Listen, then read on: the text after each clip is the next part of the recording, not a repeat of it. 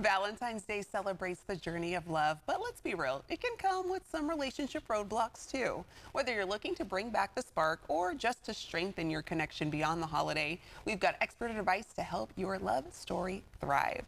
Let's welcome Nancy Ryan, CEO of the Relationship Therapy Center. Welcome, Nancy. Happy to have you on. Hi, I'm so glad to be here again. Yes. Okay, so we're talking about Valentine's Day, very romantic holiday, but also kind of a high pressure holiday for couples as well too. So what would you say are maybe some of those common pitfalls couples run into, and how can they dodge maybe those love traps? Yeah, often it's unrealistic expectations to start off with based on like social media or commercialism, and then unexpressed expectations as well.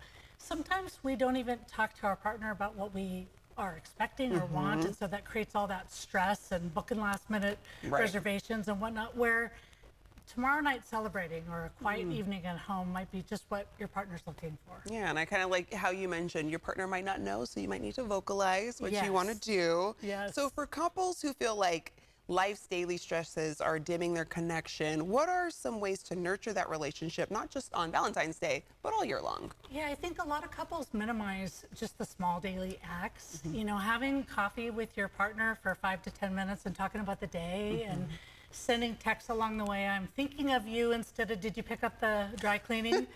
Right? So, and then when greetings and departures are really important too. I think a lot of us get in the habit of just going, okay, bye, instead of coming over and giving a hug or a kiss and asking open-ended questions about their life instead of, hey, how was work? Right. Right. And I feel like what you mentioned too, like small little notions, like saying hello, having a cup of coffee, but it goes a long way. It does go a long way.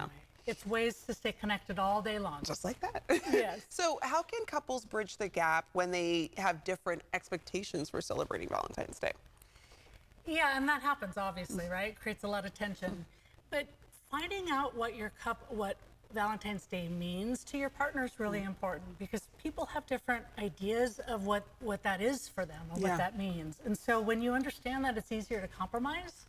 And so sometimes that means maybe trading off or coming up with your own tradition. Yeah, maybe someone wants to stay in one Valentine's, next time maybe you go out, but kind of figuring out how you can make it work for the both of you. Yes, yeah. Not always one way. Not always one way. I got to remember that now. If a couple feels like they've fallen into a routine and things are maybe starting to feel a little predictable, how can they reignite that spark?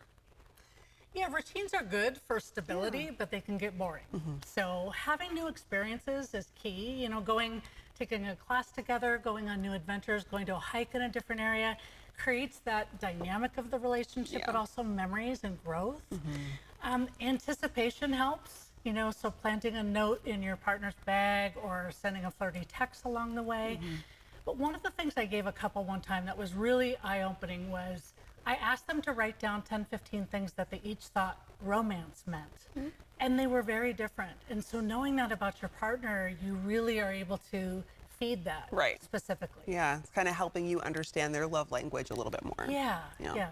So we often hear that communication is key, which makes a lot of sense, but talking about relationship needs, especially on high-stake days like Valentine's, can feel tricky. Any more advice for that in particular? Yeah, that's a big one, because how we start a conversation makes all the difference in the world.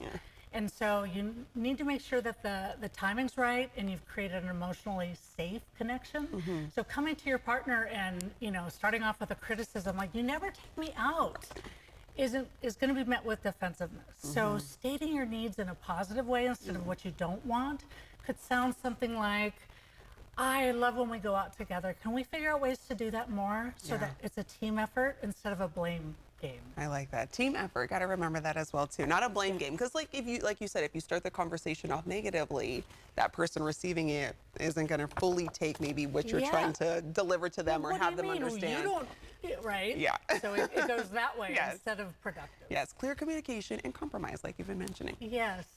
Nancy, all helpful tips. Thank you so much. Oh, thank you for having me. Of course. And to our viewers, Relationship Therapy Center has offices in Roseville and Fair Oaks. You can find out more by heading to therelationshiptherapycenter.com.